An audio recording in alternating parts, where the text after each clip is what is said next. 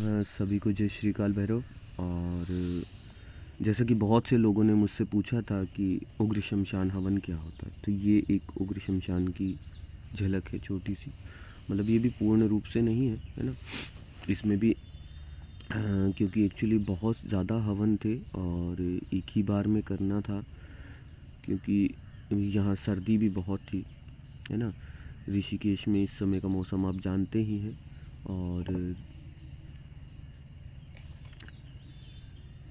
इस समय में जो हवा चल रहा था, हमने लाइव का प्रसारण के लिए सोचा था, लेकिन वहाँ पर एक्चुअली नेटवर्क वगैरह का इशू है, क्योंकि पहाड़ियों में नेटवर्क नहीं आ पाता है। और नेटवर्क वगैरह के इशू के कारण हम लाइव नहीं दिखा पाए इसको। और इसी तरीके से ये हवन चलता है ना। और इसमें जैसा कि जो हमसे जुड़े हुए हैं वो जानते हैं कि हम रोज़ाना रात्रि को ये उग्र शमशान हवन करते हैं, है ना। इसका फ़ायदा क्या होता है, नए लोग जानना चाहेंगे ना कि इसका फ़ायदा क्या होता है। इससे भूत प्रेत बाधा, किसी भी तरीके का कोई तंत्र या किसी भी तरीके का कोई मारण या कोई भी ऐसा प्रयोग किया जा रहा हो आपके ऊपर, तो उसका आंशिक भर ही असर होता है, मतलब बहुत कम असर होता है। और अगर शारीरिक रूप से विद्यमान होकर के अगर आप उग्र शमशान हवन कर रहे हैं तो पूर्ण रूपेण वह सही हो जाता है। और कई जगह पर ऐसा भी होता है कि स्थिति बहुत ज़्यादा गंभीर होती है, कि मतलब कई सालों पुरानी चीज़ें होती हैं और वो एक बार में नहीं हटती हैं। अभी रिसेंटली में एक ऐसा मामला आया है सामने, है ना। तो उसमें उसको थोड़ा रेगुलरली किया जाता है ना। तो ये बहुत ही बढ़िया और बहुत ही उत्तम तरीका है किसी भी तरीके की प्रॉब्लम को समाप्त करने का, है ना। तंत्र से जुड़ा हुआ कुछ भी, भूत प्रेत बाधा, तंत्र निवारण, सब इस हवन से हो जाता है। और और भारो बाबा जी की कृपा और माता कालिका जी की कृपा से किसी भी तरीके की, चाहे शमशानी शक्तियाँ हों, चाहे कुछ उग्र शक्तियाँ हों, या फिर किसी तरीके का तंत्र बाधा, है ना। और या फिर ऐसा भी होता है कि कई बार पूर्व जन्म के कुछ जुड़ाव रह जाते हैं, वो भी इस हवन के द्वारा निश्चित रूप से समाप्त हो जाते हैं और आगे की यात्रा के लिए सुगमता होती है। इस हवन में उपस्थित होना यही कई तरीके के कर्म बंधनों को काट देता है। वास्तविकता में आज के समय में उग्र शमशान हवन करने वाले तो बहुत से मिल जाएंगे। उग्र भैरव शमशान हवन करने वाले या उग्र शमशान हवन करने वाले आपको बहुत कम लोग मिलेंगे। मतलब दुनिया में, पूरी दुनिया में इक्का दुक्का ही ऐसे। और इसका जो असर रहता है, जिन्होंने करवाया है वो जानते ही हैं, है ना। और रात्रिकालीन हमारा रोज़ाना ही ये इसका लाइव रहता है, तो उसमें कुछ निश्चित क्रियाएं रहती हैं जो आपको करने के लिए बोला जाता है। जैसे कुछ उतारा करने के लिए बोला जाता है। और अभी फ़िलहाल जैसे दिवाली का समय चल रहा है, तो इसमें क्या होता है कि किसी का ना करना भी उससे भी हो जाता है। क्यों? क्योंकि जैसे मान लीजिए कि आजकल चौराहे पे कुछ किया किसी ने, है ना, और आप वहाँ से चले गए, लेकर निकल गए, है ना, तो क्या होता है, उसका इफ़ेक्ट भी आपके ऊपर पड़ता है ना। तो उस इफ़ेक्ट को बचा भी, उस इफ़ेक्ट से भी बचा जा सकता है इस मतलब हवन से, है ना। तो एक दिवाली का उपाय और बताया जाता है ना, जिसमें 7 लौंग और 2 इलायची रहती है ना।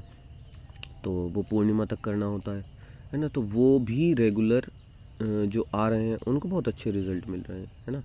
और क्या होता है कि लाइव का कुछ निश्चित समय नहीं होता है, तो बहुत से व्यक्ति उस समय में काम धंधे में अपने लगे होते हैं ना, अपने व्यापार में, अपने दुकान वगैरह पे सब लगे होते हैं।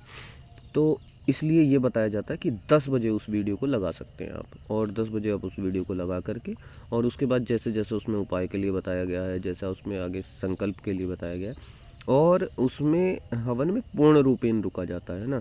कुछ लोग क्या होता है कि आए अपना रेमेडी करी, उपाय करा, उसके बाद चले गए, या आए, संकल्प किया, संकल्प करके निकल लिए, या 1-2 आहुति देखी, निकल लिए। या उसमें क्या होता है कि उसमें कुछ मंत्र ऐसे होते हैं कि जिसमें बोला जाता है, और कुछ मंत्र ऐसे होते हैं जो गुप्त होते हैं जिसमें म्यूट कर दिया जाता है। तो कुछ लोग वो म्यूट समझ करके कि अब म्यूट ही रहेगा तो चलो हम भाग जाते हैं, है ना। तो उससे कोई असर नहीं होता है। उस हवन में रेगुलर रुकना पड़ता है, शुरू से अंत तक रुकना पड़ता है, और जैसा जब उपाय के लिए बताया गया तब उपाय करना होता है, जब अंतिम संकल्प करना होता है ना। संकल्प में ये करना होता है कि भैरव बाबा और माता कालिका जी से प्रार्थना करनी होती है आप सबको कि जो भी जिस भी प्रकार का आपको संकट है कि बाबा देखिए माता ये वाला संकट है मुझे और इसका निवारण कर दीजिए, है ना। तो ये संकल्प होता है। और जो रेगुलर आ रहे हैं उनका बहुत ही अच्छा अनुभव रहता है, बहुत ही अच्छा सब है ना। और ऐसा निश्चित है कि ये उग्र शमशान हवन जो है इससे मतलब बड़े से बड़े बाधा, बड़े से बड़ा तंत्र प्रभाव आपके ऊपर समाप्त हो जाता है, और ईश्वर की पूर्ण अनुकंपा मिलती है ना। बाबा भैरवनाथ जी का और माता कालिका जी का आशीर्वाद मिलता है, और बहुत अच्छे अनुभव भी होते हैं लोगों को, है ना। वो चाहे स्वप्न के माध्यम से हो, वो चाहे किसी इंट्यूशन के माध्यम से हो, और बहुत अच्छा रिज़ल्ट भी आया है ना। अब लेकिन कुछ लोग जो अपने हिसाब से करते हैं, है ना, बीच में आना, बीच में चले जाना, तो उससे कोई भी रिज़ल्ट किसी भी तरीके का नहीं मिलेगा, है ना।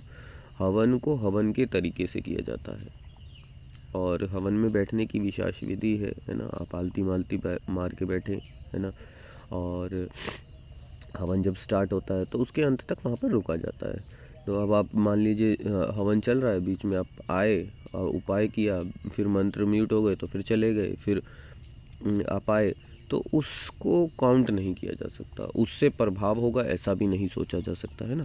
हवन को पूर्ण रूपेण रुक करके पूरी तरीके से करा जाता है। और मैं ये भी बता रहा था आपको कि जिनका समय हमारे साथ में सूट नहीं करता है तो उनके लिए ये है कि 10 बजे आप वो वीडियो चलाएंगे। अब कुछ लोग क्या करते हैं कि 10 बजे जो वीडियो चलाते हैं उसमें सीधा मेरी ऑडियो से शुरू करते हैं, है ना। क्योंकि 10 बजे जब हम बैठ रहे हैं तो हमें तब भी लकड़ी जलाने में, व्यवस्था करने में थोड़ा बहुत समय तो लगेगा ना। तो वीडियो को वहीं से चलाएं जहाँ से चल रही है वो। ऐसा मत कीजिए, क्योंकि आप डायरेक्ट मेरी ऑडियो पे जाएंगे तो जिस समय मैं उपाय के लिए बोलूँगा उससे पहले ही आप उपाय कर चुके होंगे, है ना।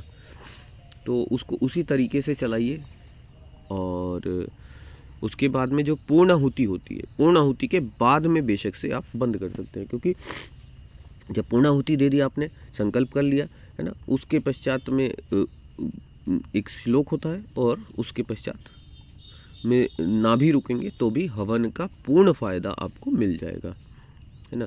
ये कुछ बातें थी जो सबको बार बार समझानी पड़ती थी, अलग से समझानी पड़ती थी, तो मैंने अभी एक ही बार में सबको समझा दिया है ना। और बाकी किसी भी तरीके का किसी के घर में कोई भूत प्रेत बाधा हो, किसी के ऊपर कोई ज़्यादा ऊपरी तंत्र वगैरह बाधा हो, तो इससे बहुत अच्छी शांति मिल जाती है। और इससे क्या है कि इससे उसकी काट हो गई, लेकिन आपको सेफ्टी के लिए भी कुछ ना कुछ सुरक्षा कवच को धारण करना चाहिए, जिससे कि मतलब प्रॉब्लम ना हो, है ना, जिससे आगे के लिए कोई भी प्रॉब्लम ना हो। तो इन्हीं बातों के साथ में मैं विराम दूंगा, है ना। और प्रयास करिए कि ज़्यादा से ज़्यादा लोगों को बताइए, है ना, ज़्यादा से ज़्यादा। अब जैसे मान लीजिए आपको जो सुरक्षा मिली, आपको जो सेफ्टी मिली, आपका जो बचाव हुआ, वो औरों का भी हो, है ना। और सबका भला करने की सोचेंगे तो आपका भला तो उसमें निहित हो ही जाएगा, है ना। ये तो निश्चित है कि मतलब अगर आप लोगों का भला करने की सोच रहे हैं तो आपका तो भला ईश्वर स्वयं से करेगा, है ना। तो ज़्यादा से ज़्यादा लोगों को बताइए, कोई पीड़ित है, कुछ दिक्कत में है, तो उसको बताइए कि ऐसे ऐसे वीडियो में जाइए, आप रोज़ाना उपाय कीजिए और उसके साथ में हील होना शुरू हो जाएगा, है ना। तो उससे क्या है कि जैसे मान लीजिए कि आपने 4 आदमियों को भी सही कर दिया, है ना, तो आपके जीवन में आपको बहुत बड़ा उसका फल मिलेगा, है ना? क्योंकि ईश्वर की कृपा उसके हमेशा रहती है जो दूसरों का भला करते हैं, है ना? हमने भी आप सबके भले के लिए ही इसको शुरू किया है, अन्यथा हम इसका 51,000 रुपये लेते थे, लेकिन इस बार एक्चुअली ज़्यादा पूजा होने के कारण अब इसको आगे रेट बढ़ाने की सोच रहे हैं, है ना?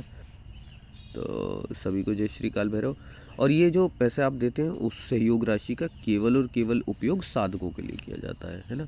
बाकी जो आपकी सामग्रियाँ आती हैं वो भी बहुत महंगी होती हैं, कॉस्टली होती हैं जो इसमें लगती हैं, और अंततोगत्वा जो भी बच पाता है ना?